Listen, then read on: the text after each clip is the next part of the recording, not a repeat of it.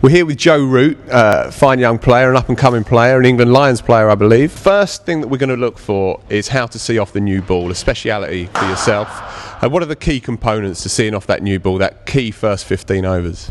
I think the main thing is to try and watch the ball and straight out the hand and play it as late as you can. Try and figure out early on which way they're trying to swing it. And get in good solid positions and look to leave well. And watch it as they're running in.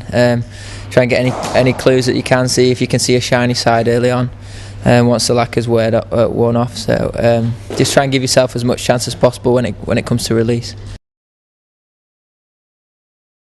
I think a key element of opening the bat is looking to leave the ball well and not getting yourself drawn into shots that you don't need to play. Picking the line outside off stump, maybe fourth stump. So say if you're taking middle stump, I personally give myself an inch outside off stump, draw a nice little line here.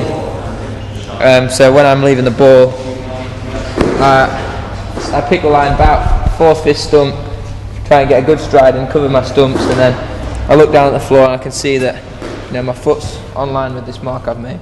And I know I'm covering my stumps. Sometimes by playing a good forward defensive where you don't follow the ball and you keep it nice and compact, that's almost as good as a leave, because you've done pretty much everything right. The bowlers beat you, and sometimes you just got to give them a bit of credit and just sort of say, well bowled, but I'm still not out. I personally try and get my hands right out of the way, because where I feel sometimes I do come inside it, but that's more because I've tried to line it up and I've got it slightly wrong, so I just want to try and get a bat out of the line of it. Some people like to do that because they're lining it up and they think, oh no, that's not there. But for me, I feel that I'm quite clumsy and I'll probably leave it in place and nick off. So for me, I want to try and make a strong statement, get my hands right out of the way, and eliminate as much danger as possible. Has he fenced maybe at that a little bit too much? I think his footwork was quite good, but at the end of the day it got quite big on him and he could have probably dropped his hands and try and get out of the way of it there. I think that's an area where a lot of fast bowlers get a lot of wickets with that extra bit of bounce early on with the harder ball. So it's one of those where you want to try and get your gloves out of the way. Look to play it as late as possible, let it come right into you. So looking to make contact right under your eyes and getting in good strong position, so getting a good stride in and looking to still play it right under your nose, so you're getting your weight into the shot, whether it be front foot or back foot. Also it means that you're playing it right under your eyes, so your contact of the ball is in much more control, because it's right under your body and you're full aware of what's happening. Do you have in mind a handful of shots, say 3 shots that you focus on?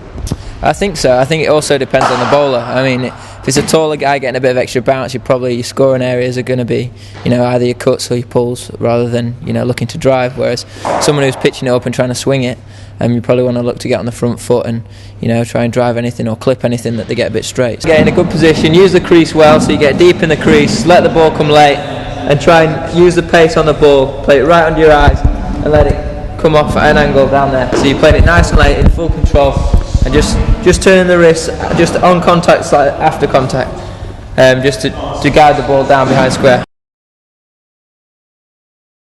Again, another important point of playing the new ball is picking length well, and in determining how high you can get, whether you have to get your hands right up so you can get on top of the ball, or whether you feel it's getting too big on you and you have to duck out of the way of it. If it is carrying well through to the keeper, if you use that soft hands, it generally takes a little bit of sting out of the ball and it stops it from carrying to either the slip cord or the keeper. You can get out a lot, caught down the leg side off your glove. You feel quite unlucky if that happens as an opening batter, but if it happens a couple of times, there's obviously something going wrong. That's probably a case where you want to try and get your hands down out of the way and try and get underneath the ball. Sometimes you just have to accept you're going to get hit, right? Yeah, sometimes you just got to wear one. It's not nice, but you're still in. The hard part of opening the batting is the decision making and knowing what you can do and what you can't do with minimal risk, really, and trying to find out which are your best areas to score and which are most likely to get you out. Try and be as relaxed as you can be at the crease and just try and play on instinct.